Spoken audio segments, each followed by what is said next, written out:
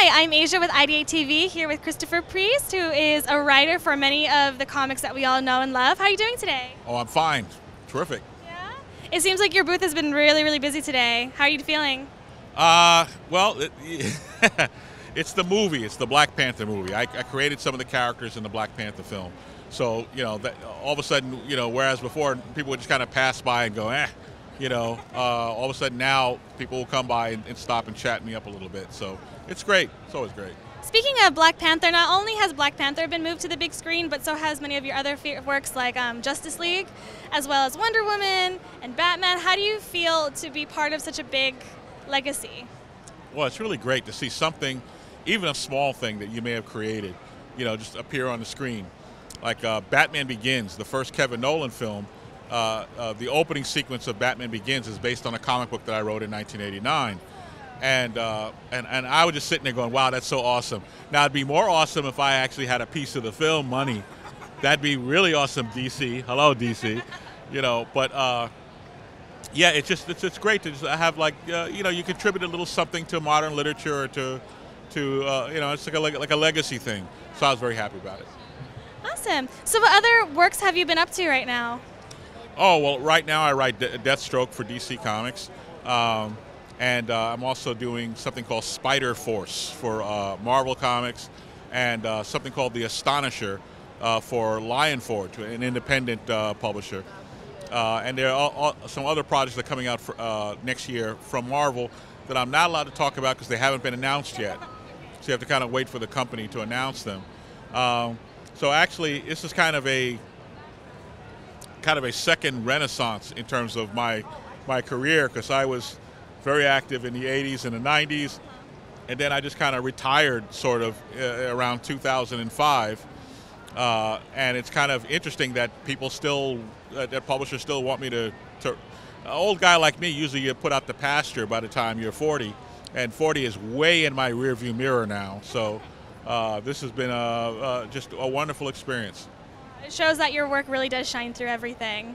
Well, I don't know about that, but there's an audience for it, and that's really all you really care about.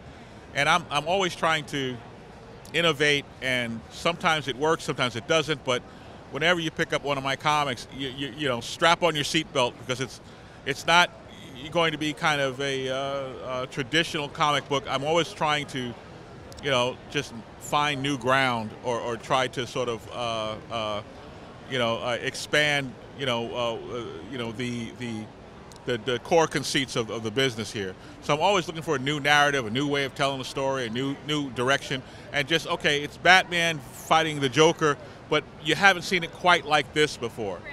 And let's see if I can say something a little bit different and just contribute something to that.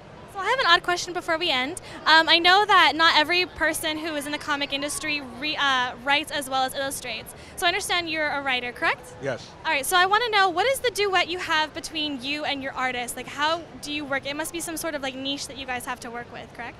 Well, ideally, a relationship develops over time, where you start to understand each other. So my Deathstroke artist, his name is Carlo Pagulayan, and he lives in the Philippines. And over time, we've kind of developed this. It's kind of like when you're dating somebody. You get to know them a little bit. It's a little awkward at first, but you either get into this groove or you break up. And Carlo and I are, Carlo and his inker, Jason, and our colorist and our letterer. I feel like we have the greatest rock band ever, and I'm like the front guy. I'm Mick Jagger, and they're the Rolling Stones, and I'm so grateful and so honored to be working with them. So the script is like a screenplay.